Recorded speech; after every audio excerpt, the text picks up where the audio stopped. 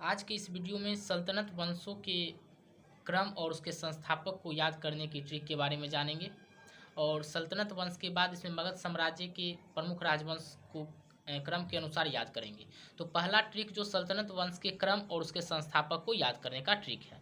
तो इसके वंशों को याद करने का ट्रिक है गुड़ खातु सैलो। क्या है? गुड़ खा तू सैलो। तो यहाँ से गुड़ से याद रखना है, फिर खा से याद रखना है, फिर तू से याद रखना है, से याद रखना है और लो से याद रखना है। तो गुड़ से याद रखना है गुलाम वंश। सल्तनत वंशों का क्रम पहला कौन था? गुलाम वंश है था। दूसरा था यहाँ पे खा से याद रखना है खिलजी वंश, तू से याद रखना है तुगलक वंश, से याद रखना है सैयद वंश और लो से याद रखना है लोदी वंश। तो सल्तनत वंशों का क्रम है गुलाम वंश, उसके बाद है खिलजी वंश, तुगलक वंश, उसके बाद सैयद वंश और लोदी वंश। अब यहाँ पे गुलाम वंश के संस्थापक को याद करेंगे इस ट्रिक के माध्यम से कि जो इस ट्रिक को बनाए हुए हैं। कुमार जल गया खीर बना के, कुमार जल गया खीर बना के। तो गुलाम वंश का संस्थापक का नाम कुमार से याद रखें कुतुबुद्दीन ऐबक। खिलजी वंश के संस्थापक का नाम है जल से याद रखना है जलालुद्दीन खिलजी। तुगलक वंश के संस्थापक का नाम याद रखना है गया से, जिसका नाम है गयासुद्दीन तुगलक। सैयद वंश के संस्थापक का याद रखना है खीर से, जिसका नाम है खिर्ज का। और लोदी वंश के संस्थापक थे बनाके से याद रखना है बहलोल लोदी। तो किस तरह से इसको याद रखेंगे? सल्तनत वंशों का क्रम गुड़ खातू सैलो, ये सारा इनके वंश थे और इनका जो है संस्थापक का नाम याद रखना है कुमार जल गया खीर बना के। तो गुड़ से याद रखना है गुलाम वंश, कुमार से कुतुबुद्दीन ऐबक, तो गुलाम वंश का संस्थापक कुतुबुद्दीन ऐबक हो गया। खास याद रखना है खिलजी वंश और खिलजी वंश का संस्थापक जो हो गया जल से याद रखना है जलालुद्दीन खिलजी। तू से याद रखना है तुगलक वंश, तुगलक वंश के संस्थापक थे गयासुद्दीन तुगलक। और से याद रखना सैयद वंश और यहाँ खीर आ जाता है, फिर खीर से याद रखना है खिर्ज का। और लो से याद रखना है लोदी वंश और लोदी वंश के संस्थापक थे बहलोल लोदी। तो यह जो ट्रिक था सल्तनत वंश का क्रम, इसको एक दो बार देखने पे आप लोगों को याद हो जाएगा। और यह क्रम जो है एग्जाम में पूछा जाता है, कहीं बोला जाता है कि इसको अरेंज करना है, पहले कौन सा वंश आया फिर बाद में कौन सा वंश आया, या फिर पूछा जाएगा गुलाम वंश के संस्थापक कौन थे, तुगलक वंश के संस्थापक कौन थे। तो अब यह वीडियो सल्तनत वंश का इस टॉपिक का हो गया। अब अगला ट्रिक इसी वीडियो में देखेंगे जो कि मगध साम्राज्य के प्रमुख राजवंश को याद करने के बारे में जानेंगे। अब जो है अगला ट्रिक इसी में है मगध साम्राज्य के प्रमुख राजवंश और के क्रम देखेंगे और जो है उसको ट्रिक के माध्यम से याद करेंगे और इस जितना भी वंश है उनके संस्थापक के बारे में जानकारी प्राप्त करेंगे। तो पहला इसमें मगध साम्राज्य के राजवंश को याद करने का ट्रिक है इसमें हसीन मेरा शुक्र मना की शादी कर ली। क्या ट्रिक है? हसीन मेरा शुक्र मना की शादी कर ली। अब यहाँ से याद रखना है हसीन है तो इसमें ह लेना है सब, इससे एक ट्रिक बनेगा। फिर यहाँ स है तो उससे याद रखेंगे वंश। फिर यहाँ पे नौ है तो इससे नौ से एक वंश याद रखना है।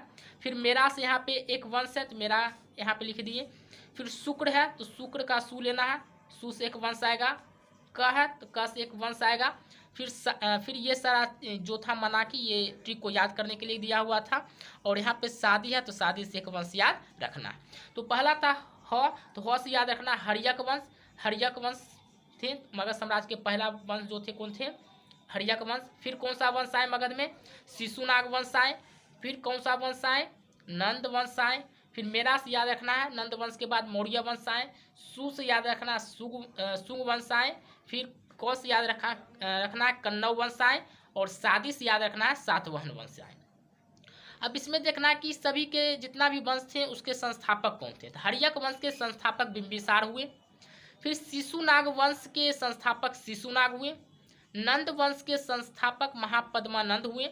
फिर मौर्य वंश का संस्थापक चंद्रगुप्त मौर्य हुए। और सुंग वंश के संस्थापक पुष्यमित्र सुंग हुए थे। फिर कन्नौ वंश के संस्थापक का नाम वासुदेव था। सातवाहन वंश के संस्थापक का नाम सिमुक था। तो मगध साम्राज्य के प्रमुख राजवंश जो था ये इस ट्रिक के माध्यम से याद कर लिए। हसीना मेरा शुक्र मना की शादी कर दी। तो हसीना से ह से याद रखना हर्यक वंश, सी से याद रखना शिशुनाग वंश, न से याद रखना नंद वंश, मेरा से याद रखना है मौर्य वंश और सु से याद रखना है सुंग वंश और क से याद रखना कन्नव वंश, फिर यहाँ शादी पे आना, इससे याद रखना सातवाहन वंश, और सभी का यहाँ पे जो ब्रैकेट में दिया है वो सारा क्या है, इसका संस्थापक का नाम है। तो ये आज का ट्रिक था। तो इस ट्रिक को 1-2 बार यदि आप लोग याद कर लेते हैं तो बहुत कम समय में आप लोग को मगध साम्राज्य के राजवंश का क्रम और उसके संस्थापक याद हो जाएंगे। तो अब लेकिन इसके बारे में थोड़ा सा हम डिटेल बताते हैं जो कि एग्जाम में पूछे जाते हैं। तो उसके बारे में बता रहे हैं, जैसे कि मगध राज्य का जो उत्कर्ष हुआ था वो कहाँ से स्टार्ट हुआ था। तो मगध के सबसे प्राचीन वंश के जो संस्थापक थे उनका नाम बृहदर्थ था। तो बृहदर्थ जो थे उन्होंने गिरिवर्ज को अपना राजधानी बनाया था। फिर यहाँ पे हर्यक वंश आए जो कि बिंबिसार ने यहाँ पे मगध पे अपना स्थापित किए और इसके मगध के गद्दी पे बैठ गए। 544 ईस्वी पूर्व में बैठ गए थे। और बिंबिसार हुए तो बिंबिसार थे, उनके फिर उनका पुत्र आया जो कि अजातशत्रु नाम था। अजातशत्रु ने बिंबिसार की हत्या करके 493 ईस्वी पूर्व में राजगद्दी पर बैठे। फिर उनका भी हत्या अजातशत्रु का उनके पुत्र उदयन ने कर दिया, और उदयन ने उनका हत्या जब कर दिया तो उस समय उन्होंने उदयन जो थे अजातशत्रु का पुत्र, वो मगध का जो राजधानी बनाए थे वो बनाए थे पाटिल ग्राम बनाए थे, ठीक है। और वो जो थे जैन धर्म के अनुयायी थे। उसके बाद मगध हर्यक वंश का अंतिम शासक हुए जो कि उदयन के पुत्र नागदशक हुए, और नागदशक जो थे हर्यक वंश का अंतिम शासक रहे। उसके बाद उदयन को जो है उनके पद से हटा करके शिशुनाग के ही अमात्य थे जो जिनका नाम था शिशुनाग, और उन्हीं के नाम से शिशुनाग वंश का स्थापना हुआ 412 ईस्वी पूर्व में हुआ था। और उन्होंने शिशुनाग ने क्या किए थे, पाटलिपुत्र को राजधानी हटा करके वो अपना एक नया राजधानी बनाए थे जिसका नाम वैशाली रखे, ठीक है। वैशाली में वो अपना राजधानी बनाए थे। फिर शिशुनाग वंश का अंतिम राजा हुआ नंदीवर्धन। तो नंदीवर्धन शिशुनाग वंश का अंतिम राजा था। नंदीवर्धन का बहुत सारे 3-4 पुत्र था, उसमें से एक पुत्र का नाम था महापद्मानंद था। महापद्मानंद ने क्या किए, नंदीवर्धन का हत्या कर करके मगध पे नंद वंश का स्थापना किए और वहाँ का वो शासक बन गए। फिर नंद वंश आए, नंद वंश का अंतिम राजा हुआ धनानंद आए। धनानंद बहुत ही ये सिकंदर के समकालीन थे।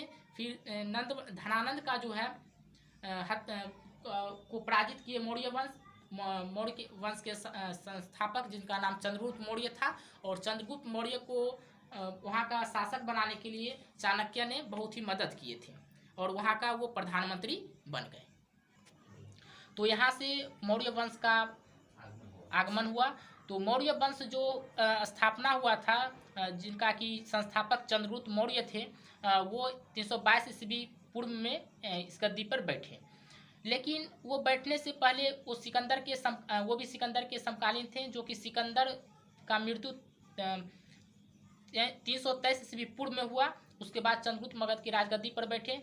फिर सिकंदर का सेनापति सेल्यूकस निकेटर था, उसके साथ इन्होंने युद्ध किए 305 ईस्वी पूर्व में। उसके बाद उन्हें पराजित करने के बाद इन्होंने सेल्यूकस निकेटर की पुत्री के कार्नेलिया की शादी कर दी और इन्होंने 4 प्रांतों को जीता जिसमें काबुल, कंधार, हेरात एवं मकरान चंद्रगुप्त को सेल्यूकस निकेटर ने संधि के तहत इनको दे दिया। उसके बाद चंद्रगुप्त मौर्य का जो है अंतिम समय, इनका मृत्यु जो हुआ उपवास के समय सरवन बेगला के कर्नाटक में हुआ था और 298 ईस्वी पूर्व में। उसके बाद इनका उत्तराधिकारी बिंदुसार हुआ जो कि मगध की गद्दी पर 298 ईस्वी पूर्व में बैठा था। बिंदुसार जो था उनको अमित्रघात भी कहा जाता था जिसका अर्थ होता है शत्रु विनाशक होता है। फिर बिंदुसार के बाद मगध की गद्दी पर उनके उत्तराधिकारी अशोक महान हुए जो कि 269 ईस्वी पूर्व में मगध की राजगद्दी पर बैठे थे। तो आज के इस वीडियो में मौर्य वंश तक का इन्फॉर्मेशन मिला आप लोगों को, जो कि 1-2 बार देखिएगा तो आप लोग को समझ में आ जाएगा। ठीक है, आज इसी तरह का वीडियो और भी बनाते रहेंगे। अगर आपको ये वीडियो अच्छा लगा होगा तो लाइक करें, शेयर कर दीजिएगा और सब्सक्राइब कर दीजिएगा। इसी तरह का वीडियो देखने के लिए हमारे नेक्स्ट वीडियो में मिलते हैं।